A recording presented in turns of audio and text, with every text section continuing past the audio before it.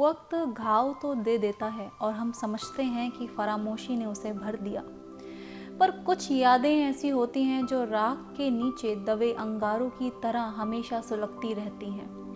नमस्कार दोस्तों, कहानी कारवां में आप सभी का इस्तकबाल है। कहानियों का ये कारवां आज हमें इतिहास के एक ऐसे मोड़ पर ले जा रहा है जहां सीमाएं तो खिंच गईं, लेकिन दिलों के तार वहीं उलझे रह गए। आज की हमारी कहानी है लाल हवेली।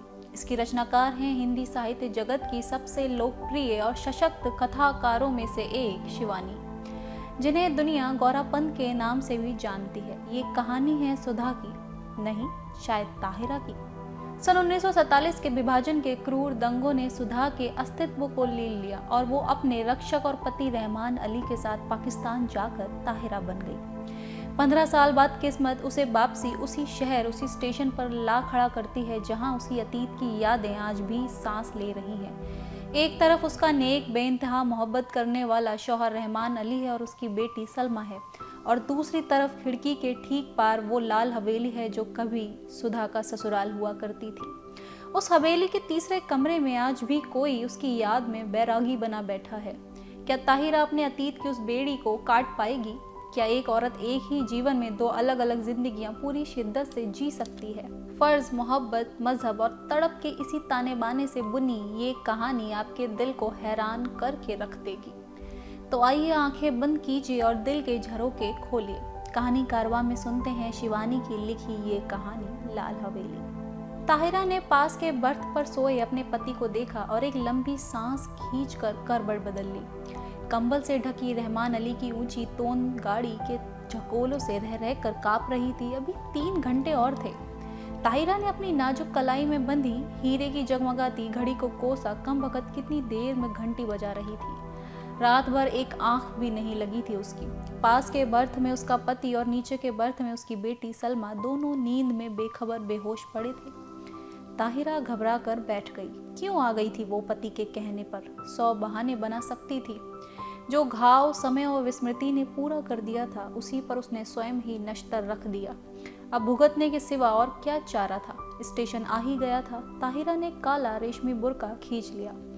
दामी सूटकेस, नए बिस्तर बंद एयर बैग, चांदी की सुराही उतरवा कर रहमान अली ने हाथ पकड़कर ताहिरा को ऐसे संभल कर अंदाज से उतारा जैसे वो कांच की गुड़िया हो। तनिक सा धक्का लगने पर टूट कर बिखर जाएगी। सलमा पहले ही कूद कर उतर चुकी थी। दूर से भागते हाँफते, हाथ में काली टोपी पकड़े एक नाटे से आदमी ने लपक कर रहमान अली को गले से लगाया और गोद में हवा में उठा लिया। उन दोनों की आंखों में आंसू बह रहे थे। तो यही मामू बित्ते हैं, ताहिरा ने मन ही मन में सोचा, और थे भी बित्ते ही भर के। बिटिया को देखकर मामू ने झट से गले लगा लिया। बिल्कुल इस्मत है रहमान, वे सलमा का माथा चूम चूम कर कहे जा रहे थे। वही चेहरा मोहरा, वही नैन नक्श। इस्मत नहीं रही तो खुदा ने दूसरी इस्मत भेज दी। ताहिरा पत्थर की सी मूरत बनी चुप खड़ी थी। उसके दिल पर जो दहकते अंगारे दहक रहे थे, उन्हें कौन देख सकता था? वही स्टेशन, वही कनेर का पेड़। 15 साल में इस छोटे से स्टेशन को भी क्या कोई नहीं बदल सका? चलो बेटी, मामू बोले, बाहर कार खड़ी है। जिला छोटा है पर अल्ताफ की पहली पोस्टिंग यहीं हुई है। इंशाल्लाह कोई बड़ा शहर मिलेगा। मामू के इकलौते बेटे अल्ताफ की शादी में रहमान अली पाकिस्तान से आया था। अल्ताफ को पुलिस कप्तान बनकर भी क्या इसी शहर में आना था? ताहिरा फिर मन ही मन कुड़ी। घर पहुंचे तो बूढ़ी नानी खुशी से पागल सी हो गई। बार बार रहमान अली को गले लगाकर चूमती थी और सलमा को देखकर ताहिरा को देखना तो भूल ही गई। या अल्लाह, ये क्या तेरी कुदरत, इस्मत को ही फिर भेज दिया। दोनों बहुएं भी बोल उठी, सच अम्मी जान, बिल्कुल इस्मत आपा है, पर बहू का मुंह भी तो देखिए। लीजिए, ये रही अशरफी। और झट अशरफी थमाकर ननिया सास ने ताहिरा का बुर्का उतार दिया। अल्लाह, चांद का टुकड़ा है। नन्ही नज़मा तो देखो, सोने का दिया जला धरा है। ताहिरा ने लज्जा से सिर झुका लिया। 15 साल में वो पहली बार ससुराल आई थी। बड़ी मुश्किल से वीज़ा मिला था। 3 दिन रहकर फिर पाकिस्तान चली जाएगी, पर कैसे कटेंगे ये 3 दिन? चलो बहू, ऊपर के कमरे में चलकर आराम करो, मैं चाय भिजवाती हूँ, कहकर नन्ही मामी उसे ऊपर पहुँचा आई। रहमान नीचे ही बैठकर मामू से बातों में लग गया और सलमा को तो बड़ी अम्मी ने गोद में ही खींच लिया था। बार बार उसके माथे पर हाथ फेरती और हिचकियां बंध जाती, मेरी इस्मत, मेरी बच्ची। ताहिरा ने एकांत कमरे में आकर बुर्का फेंक दिया। बंद खिड़की को खोला तो कलेजा धक हो गया। सामने लाल हवेली खड़ी थी। चटपट खिड़की बंद कर तख्त पर गिरती पड़ती बैठ गई। खुदाया तू मुझे क्यों सता रहा है। वो मुंह ढाँप कर सिसक उठी। पर क्यों दोष दे वो किसी को, वो तो जान गई थी कि हिंदुस्तान के जिस शहर में उसे जाना है वहाँ का एक एक कंकड़ उस पर पहाड़ सा बनकर टूट कर बरसेगा। उसके नेक पति को क्या पता, भोला रहमान अली जिसकी पवित्र आंखों में ताहिरा के प्रति प्रेम की गंगा छलकती, जिसने उसे पालतू हिरनी सा बनाकर अपनी बेड़ियों से बांध लिया था, उस रहमान अली से क्या कहती।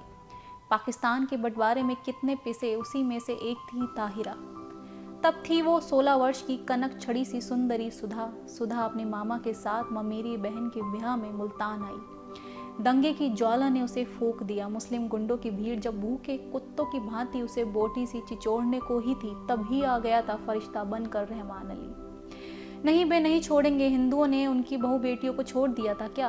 पर रहमान अली की आवाज की मीठी डोर ने उन्हें बांध लिया। सांवला दुबला पतला रहमान सहसा कठोर मेघ बनकर उस पर छा गया। सुधा बच गई पर ताहिरा बनकर।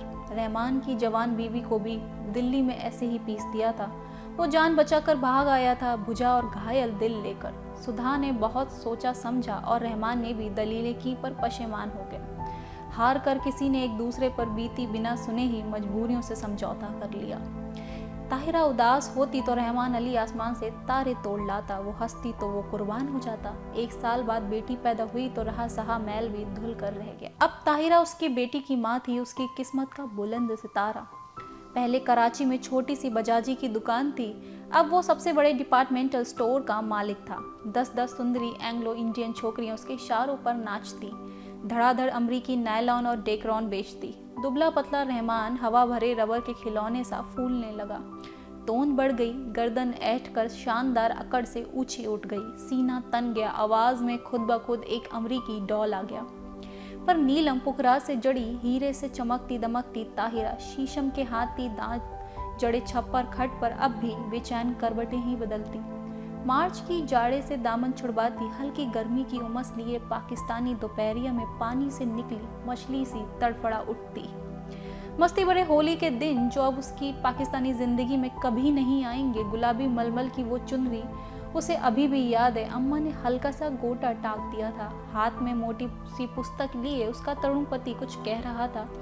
घुंघराली लटों का गुच्छा चौड़े माथे पर झुक गया था। हाथ की अधजली सिगरेट हाथ में ही बुझ गई थी। गुलाबी चुनरी के गोटे की चमक देखते ही उसने और भी सिर झुका दिया था। चुलबुली सुंदरी बालिका नववधु से झेप झेप कर रह जाता था बेचारा। पीछे से चुपचाप आकर सुधा ने दोनों गालों पर अबीर मल दिया था और झट चौके में घुसकर अम्मा के साथ गुजिया बनाने में जुट गई थी। वहीं से सास की नजर बचाकर भोली चितवन से पति की ओर देख चट से छोटी सी गुलाबी जीभ निकाल कर चिढ़ा भी दिया था उसने। जब वो मुल्तान जाने को हुई तो कितना कहा था उन्होंने, सुधा मुल्तान मत जाओ, पर वो क्या जानती थी कि दुर्भाग्य का मेघ उस पर मंडरा रहा है। स्टेशन पर छोड़ने आए थे, इसी स्टेशन पर यही कनेर का पेड़ था, यही जंगल। मामा जी के साथ गठरी सी बनी सुधा को घूंघट उठाने का अवकाश नहीं मिला। गाड़ी चली तो साहस कर उसने घूंघट जरा सा खिसका कर अंतिम बार उन्हें देखा था। वही अमृत की अंतिम घूंट थी। सुधा तो मर गई, अब ताहिरा थी। उसने फिर कांपते हाथों से खिड़की खोली। वही लाल हवेली थी उसके ससुर वकील साहब की। वही छत पर चढ़ी रात की रानी की बेल। तीसरा कमरा जहां उसके जीवन की कितनी रस भरी रातें बीती थी। न जाने क्या कर रहे होंगे, शादी कर ली होगी, क्या पता बच्चों से खेल रहे हों। आंखें फिर बरसने लगीं और एक अनजाने मोह से वो जूझ उठी। ताहिरा, अरे कहाँ हो? रहमान अली का स्वर आया और हड़बड़ा कर आंखें पोंछ ताहिरा बिस्तरबंद खोलने लगी। रहमान अली ने गीली आंखें देखी तो घुटना टेक कर उसके पास बैठ गया। बीबी, क्या बात हो गई? सिर तो नहीं दुख रहा? चलो लेटो चलकर। कितनी बार कहा है कि ये सब काम मत किया करो, पर सुनता कौन है। बैठो कुर्सी पर, मैं बिस्तर खोलता हूँ। मखमली गद्दे पर रेशमी चादर बिछाकर रहमान अली ने ताहिरा को लिटा दिया और शरबत लेने चला गया। सलमा आकर सिर दबाने लगी। बड़ी अम्मी ने आकर कहा, नजर लग गई है और क्या। वही नजमा ने ढहकते अंगारों पर चून और मिर्च से नजर उतारी। किसी ने कहा, दिल का दौरा पड़ गया है, आंवले का मुरब्बा चटाकर देखो। लाड़ और दुलार की थपकियां देकर सब चले गए। पास में लेटा रहमान अली खर्राटे भरने लगा। तो दबे पैरों वो फिर खिड़की पर जा खड़ी हुई। बहुत दिन से प्यासे को जैसे ठंडे पानी की झील मिल गई हो। पानी पी पी कर भी प्यास नहीं बुझ रही थी। तीसरी मंजिल पर रोशनी जल रही थी। उस घर में रात का खाना देर से ही निबटता था। फिर खाने के बाद दूध पीने की भी तो उन्हें आदत थी। इतने साल गुजर गए फिर भी उनकी एक एक आदत उसे दो के पहाड़ी की तरह मुंह जुबानी याद थी। सुधा, सुधा कहाँ है तू? उसका हृदय उसे स्वयं धिक्कार उठा। तूने अपना गला क्यों नहीं घोट दिया? तू मर क्यों नहीं गई कुएं में कूद कर? क्या पाकिस्तान के कुएं सूख गए थे? तूने धर्म छोड़ा पर संस्कार रह गए। प्रेम की धारा मोड़ दी पर बेड़ी नहीं कटी। हर तीज, होली, दिवाली तेरे कलेजे पर भाला भोग कर निकल जाती है। हर ईद तुझे खुशी से क्यों नहीं भर देती? आज सामने तेरे ससुराल की हवेली है, जा उनके चरणों में गिर कर अपने पाप धो ले। ताहिरा ने सिसकियां रोकने का दुपट्टा मुंह में दबा लिया। रहमान अली ने करवट बदली और पलंग चरमराया। दबे पैर रखती ताहिरा फिर लेट गई। सुबह उठी तो शहनाइयां बज रही थी। रेशमी रंग बिरंगी गरारा कमीज, अब रखी दुपट्टे, हिना और मोतियों की गमक से पूरा घर महक कर रहा था। पुलिस बैंड तैयार था। खाकी वर्दियां और लाल तुर्रम के साफे सूरज की किरणों से चमक रहे थे। बारात में घर की सब औरतें भी जाएंगी। एक बस में रेशमी चादर तान कर पर्दा खींच दिया गया था। लड़कियां बड़ी बड़ी सूरमेदार आंखों से नशा सा बिखेरती एक दूसरे पर गिरती पड़ती बस में चढ़ रही थी। बड़ी बुढ़ियां पानदान समेट कर बड़ी इत्मीनान से बैठने जा रही थी और पीछे पीछे ताहिरा काला बुर्का ओढ़कर ऐसी गुमसुम चली जा रही थी जैसे सुध बुध खो बैठी हो। ऐसी ही एक सांझ को वो भी दुल्हन बनकर इसी शहर में आई थी। बस में सिमटी सिमटाई लाल चुनर से ढकी। आज था स्याह बुर्का जिसने उसका चेहरा ही नहीं पूरी जिंदगी अंधेरे में डुबो कर रख दी थी। अरे किसी ने वकील साहब के यहाँ बुलौआ भेजा कि नहीं? बड़ी अम्मी बोली और ताहिरा के दिल पर नश्तर फिरा। दे दिया अम्मी, मामू जान बोले। उनकी तबीयत ठीक नहीं है इसीलिए नहीं आए। बड़े नेक आदमी हैं। बड़ी अम्मी ने डिबिया खोलकर पान मुंह में भरा, फिर छाली की चुटकी निकाली और बोली, शहर के सबसे नामी वकील के बेटे हैं पर आस ना औलाद। सुना एक बीबी दंगे में मर गई तो फिर घर ही नहीं बसाया। बड़ी धूमधाम से ब्याह हुआ था। चांद सी दुल्हन आई थी। शाम को पिक्चर का प्रोग्राम बना। नया जोड़ा, बड़ी अम्मी, लड़कियां, यहाँ तक कि घर की नौकरानियां भी बन ठन कर तैयार हो गईं। पर ताहिरा नहीं गई। उसका सिर दुख रहा था। वे सिर पैर के मोहब्बत के गाने सुनने की ताकत उसमें नहीं थी। अकेले अंधेरे कमरे में वो चुपचाप पड़ी रहना चाहती थी। हिंदुस्तान, प्यारे हिंदुस्तान की आखिरी सांझ। जब सब चले गए तो तेज बत्ती जलाकर वो आदमकद आईने के सामने खड़ी हो गई। समय और भाग्य का अत्याचार भी उसका अलौकिक सौंदर्य नहीं लूट सका। वो बड़ी बड़ी आंखें, गोरा रंग और संगमरमर सी सफेद देह। कौन कहेगा कि वो एक जवान बेटी की माँ है? कहीं पर भी उसके पुष्ट यौवन ने समय से मुंह की नहीं खाई थी। कल वो सुबह 4 बजे चली जाएगी। जिस देवता ने उसके लिए सर्वस्व त्याग कर वैरागी का वेश धर लिया है, क्या एक बार उसके दर्शन नहीं मिलेंगे?